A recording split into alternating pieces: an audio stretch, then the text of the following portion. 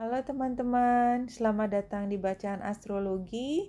Ini adalah astrologi kolektif untuk semua zodiak, energi utama yang ada di langit pada saat ini.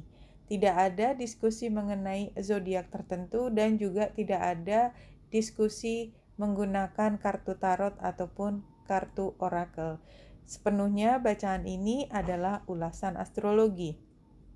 Teman-teman, ini adalah kalender bulan Mei dan kita mencoba melihat energi apa yang dipancarkan untuk semua pada bulan Mei.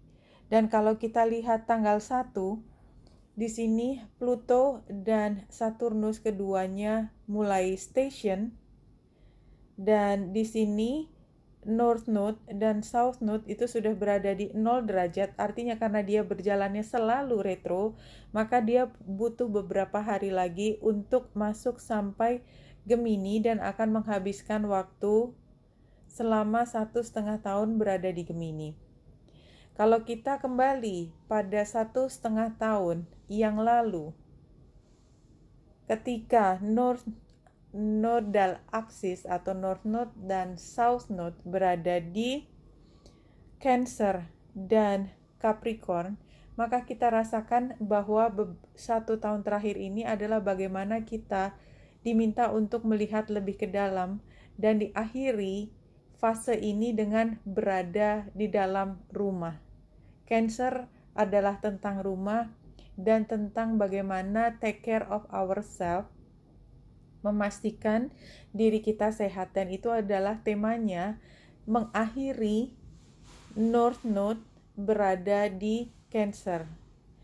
Ketika North Node masuk di Gemini, maka fokus utama dalam 1,5 tahun ke depan adalah bagaimana kita mampu mengekspresikan diri kita, mulai bisnis baru, mulai mempersiapkan sesuatu yang terkait dengan komunikasi jarak dekat, perjalanan jarak dekat, simposium, belajar, seminar, dan semua kegiatan untuk mengkoordinasikan diri, termasuk untuk membangun jejaring, mencari teman-teman seide, itu adalah energinya dari Gemini, dan itu adalah yang akan kita lakukan dalam 1,5 tahun ke depan. Sementara karena South Node-nya ada di Sagittarius, maka yang akan kita tinggalkan sama halnya dengan ketika North Node ada di Cancer dan South Node ada di Capricorn adalah di mana kepemerintahan itu mulai berubah, dan itu juga kita rasakan di akhir South Node berada di Capricorn. Nah, untuk yang berada di Sagittarius dalam 1,5 tahun ke depan, berarti yang akan berakhir, yang akan mulai mereda adalah kekuatan yang menekankan pada beliefs. Jadi beliefs yang menekankan kepada banyak orang itu mulai mereda, dan masing-masing individu akan mulai mencari sendiri keyakinan sesuai dengan pengalaman pribadinya. Itu yang kita lihat ketika North Node masuk ke Gemini dan South Node masuk ke Sagittarius. Pada tanggal 7 Mei 2020 ada bulan purnama di Scorpio, dan ini adalah energi yang sangat intens, mendalam, subconscious, tidak disadari, termasuk energi seksualitas dan transformasi. Yang adalah energi yang intens, emosional, dan sangat pribadi pada seseorang. Dan karena dia ada full moon, maka ini adalah sesuatu yang akan kita ketahui, kita pahami, karena pada saat ini bulan yang berada di Scorpio, di tempat di mana ada rahasia, ada hal yang kita tidak pernah sadari, dan itu ada di dalam diri kita sendiri, akan diterangi oleh matahari yang ditemani oleh Merkurius. Dengan ini, maka apapun yang menjadi rahasia kemungkinan besar bisa diartikulasikan dan dipahami tidak hanya oleh orang lain, tetapi yang utama adalah diri sendiri dan memungkinkan kita untuk bertransformasi. Ya, dengan mengetahui hal baru, maka ada keputusan besar yang bisa diambil untuk mengarah pada diri kita yang lebih sehat. Karena apapun yang tersembunyi, apapun yang subconscious itu bisa mempengaruhi diri kita, tetapi kita tidak pernah mampu mengendalikan. Oleh sebab itu, ketika informasi itu bisa muncul ke atas, maka kemampuan kita untuk mengendalikan emosi yang meledak-ledak itu akan semakin baik ke depan harapannya. Pada tanggal 12 Mei 2020, Merkurius masuk ingress ke Gemini. Merkurius ingress ke Gemini, kemudian bulan conjunction dengan Pluto yang sudah retro, dan nodal aksis tadi yang saya bicara tentang North Node yang ada di Cancer masuk ke Gemini, dan dari Capricorn masuk ke Sagittarius, ini terjadi pada tanggal 12 Mei. Jadi 12 Mei adalah hari yang penting. Dan secara pribadi yang kita rasakan adalah ketika Merkurius masuk ke Gemini, di rumahnya sendiri, kita semakin terdorong untuk bicara lebih lancar. Ya, kita seperti lebih memahami apa yang kita hadapi sehari-hari, dan jika ada masalah yang membutuhkan daya pikir untuk memecahkan masalah tersebut, maka akan sangat terfasilitasi. Ketika bulan conjunction dengan Pluto yang retro, di sini ada intensifikasi atau meningkatnya energi perasaan yang mendalam. Dan barangkali pada tanggal 12 Mei ini adalah ketika kita bisa mengharu biru, ada emosi yang sangat terpancing, dan itu intens sekali, entah sangat bahagia atau sangat sedih. Ini yang perlu diperhatikan pada tanggal 12. Dan pada tanggal 13 Mei 2020, kita lihat Mars masuk ke Pisces. Ketika Mars masuk ke Pisces, sebenarnya ini energinya menjadi diffuse. Energi Mars adalah dorongan, ya, motivasi, membuat kita ingin melakukan sesuatu. Berada di Pisces itu menjadi bingung akan apa yang dilakukan. Sehingga Mars yang berada di Pisces, sementara beberapa planet mulai station dan retro, itu memang adalah indikasi buat kita tidak memaksakan untuk mulai melakukan sesuatu, karena kita seperti sedang berlari di atas pasir, ya, sehingga rasanya setiap langkah menjadi lebih berat daripada yang biasa. Itu yang dirasakan. Dan Uranus square dengan Moon. Uranus square dengan Moon yang ada di Aquarius. Dan karena ini adalah situasi di mana square itu bisa mengaktifasi Uranus, maka saya melihat bahwa ini adalah hari yang mungkin membutuhkan kita untuk lebih fokus tentang perubahan, karena pada saat yang bersamaan Mars yang baru masuk ke Pisces juga trine dengan North Node, sehingga perubahan itu membuat kita berpikir tentang masa depan kita, atau kita akan lebih terdorong untuk bicara mengenai apa yang lebih menguntungkan ke depan. Itu pada tanggal 13 Mei. Dan kita lihat Neptunus itu mulai square dengan Venus yang masih station retro. Tanggal 21 Mei 2020, matahari masuk ke Gemini. Matahari yang berada di Gemini membuat kita merasa lebih ringan, membuat kita tidak terlalu serius, membuat kita lebih senang bicara hal keseharian yang membuat kita bisa, katakanlah, menemukan komunikasi yang lebih ringan, ya. Barangkali juga karena sudah cukup lama kita terlalu fokus ke diri sendiri, maka di sini mungkin ada kesempatan kita untuk mulai berkomunikasi dengan orang-orang terdekat kita. Walaupun tidak secara langsung, kita sudah merasakan bahwa hubungan via internet pun itu membuat kita merasa bahagia mendengarkan suara dari teman-teman yang tadinya sempat terputus. Merkurius yang konjang dengan Venus yang retro ini membuat kita lebih fokus pada apa yang terpenting buat kita. Jadi pada saat yang bersamaan ketika matahari merasakan kebahagiaan, kita bicara dengan beberapa orang dan kita biasanya menemukan apa yang terpenting buat kita. Jadi kalau hari ini ada kesempatan teman-teman, katakanlah interview untuk pekerjaan atau interview untuk seleksi, maka diharapkan ini adalah hari yang penting karena kita mampu membawa diri kita dengan sangat baik, ya, karena kita paham apa yang kita inginkan dan mudah-mudahan bisa mendapatkan deal yang baik buat kita. Dan ini membutuhkan perhatian yang besar.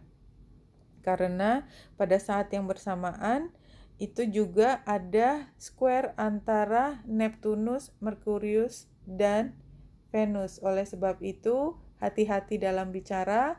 Barangkali ada beberapa strategi yang kamu tidak bisa lihat dan itu mungkin tidak terlalu menguntungkan buatmu. Pada tanggal 23 Mei 2020 ada bulan baru di Gemini, ya, dan di bulan baru ini kita lihat ada trine dengan Saturnus yang mulai station. Ini berada di 2 derajat 1 menit. Artinya ini adalah energi awal Gemini, sehingga pada saat ini kita mulai bisa membuat menjadi lebih operasional rencana mewujudkan sesuatu ke depan yang sesuai dengan aturan-aturan yang ada. Ini sangat penting karena sepertinya memang ada dukungan yang positif untuk diri kita, memberi keyakinan pada kita, mendorong kita untuk berani mulai mengambil langkah yang positif untuk diri sendiri. Kita lanjut tanggal 27 Mei 2020, Jupiter mulai retro. Jadi energi kita benar-benar fokus ke dalam diri kita itu dimulai pada tanggal 27 Mei 2020. Pada saat yang ini, Jupiter pun oposisi dengan bulan. Selain itu, karena Jupiter juga tidak terlalu jauh dari Saturnus dan masih sangat dekat dengan Pluto, maka bulan yang berhadapan dengan Pluto, Jupiter, dan Saturnus yang retro, ini memberikan nuansa kita yang perlu memilih hal yang penting buat diri kita, ya, dan ini ada di 29 derajat antara Cancer mau masuk ke Leo karena ini juga ada kaitannya dengan bulan yang oposisi dengan Saturnus ketika dia sudah berada di Leo. Maka yang perlu kita pertahankan pada tanggal 27 Mei adalah memastikan kita merasa tentram, merasa aman dari semua ancaman yang ada di luar. Itu sangat penting pada tanggal 27 karena energi dari luar yang menentang kita, barangkali kita seperti sedang menghadapi tokoh otoritas yang tidak mau melihat sudut pandang yang berbeda khususnya dari diri kita. Sementara kita perlu untuk tetap mempertahankan apa yang menjadi kebutuhan kita itu tidak dilibas oleh kekuatan yang besar. Itu tanggal 27. Tanggal 29 Mei 2020, Merkurius konjang dengan North Node. Merkurius konjang dengan North Node di Cancer dan matahari itu sextile dengan Chiron dan matahari juga square dengan Mars. Dan kalau kita lihat pada tanggal 30 Mei, square antara matahari dengan Mars itu kemudian ditambah faktornya dengan bulan yang ada di Virgo membuat T-square. Ya, matahari sebagai focal point, Mars dan bulan. Di sini juga Mars sextile dengan Chiron. Jadi 2 hari terakhir di bulan Mei ini Chiron diaktifasi oleh matahari. Ini adalah kesempatan untuk healing, tetapi membutuhkan keberanian kita dan secara sadar untuk melihat masalah dan berani menghadapinya. Ya, dan menghadapinya adalah dengan mengatakan apa yang menjadi kebutuhan kita dan berusaha untuk mencari titik temu dengan orang-orang yang berkonflik dengan kita. Tetapi konflik itu juga melatar belakangi, terutama meningkat pada tanggal 30, karena perasaan kita mungkin akan terluka juga dengan emosi yang memanas, kemarahan, dan mungkin itu datang dari diri sendiri maupun bisa datang dari orang lain.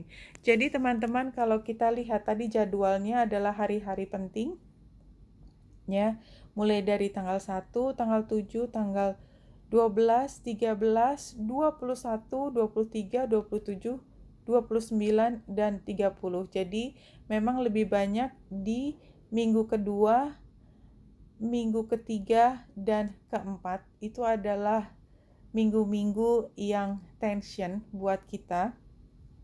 Dan ini membutuhkan kita yang lebih fokus kepada diri sendiri, karena secara umum adalah ada perubahan besar di luar sana yang kita tidak bisa kendalikan, karena ketika Pluto dan Jupiter itu conjunction, apalagi keduanya retro, maka besar sekali kemungkinan terjadi transformasi, perubahan yang besar di level kolektif. Dan itu ditandai dengan keputusan dari pemerintah karena dia ada di Capricorn. Dan Saturnus yang retro itu membuat semua restriksi, aturan menjadi jauh lebih keras. Dan ketika Mars juga diaktifasi, apalagi dia ada di Pisces, maka energi agresif tersebut bisa bocor kemana-mana. Jadi selain ada tekanan agresi, tetapi ini juga bisa masuk ke ranah yang paling pribadi di kita. Barangkali ada tekanan untuk tidak boleh ini, tidak boleh itu, jangan ini, jangan itu, karena barangkali juga kan semua orang dilarang mudik pada akhir bulan Mei. Dan tekanan ini membuat siapapun, karena sebenarnya pemerintah tangannya, kaki tangannya juga sebenarnya adalah bagian dari masyarakat. Yang dihadapi adalah masyarakat. Ini bisa membuat banyak pertentangan, apalagi ketika Uranus harus square dengan Mars, dan ini adalah bukan hari yang mudah. Oke. Ya. Sextile, Uranus sextile dengan Mars, jadi kemungkinan tension tersebut masih bisa diatasi. Ya, yang square adalah Mars dengan matahari. Ini menunjukkan memang ada kekuatan besar karena matahari adalah energi maskulin, Mars energi maskulin, dan dengan Uranus yang juga ikut berkomunikasi di sini, ya, karena jika Uranus di 8 derajat dan matahari di 6 derajat, ini namanya juga hubungan yang semi-sextile, berarti masih ada kaitannya. Maka jika tidak berhati-hati kita menyikapi situasi lingkungan, maka situasi memanas bisa terjadi pada tanggal 27, apalagi kita lihat bulan harus oposisi dengan semua energi yang sangat besar, dan ini adalah energi yang paling personal. Oke teman-teman, mungkin ini lebih banyak warning, bukan berarti Mei adalah bulan yang super susah, barangkali kalau kita menjalani dan mengikuti apa yang ada di depan, semuanya tidak akan seberat itu. Dan kuncinya adalah begitu kita paham situasinya, maka mudah-mudahan kita akan lebih mudah menghadapi. Oke, Wenita Indrasari sini, semoga membantu. Salam hati dan cahaya.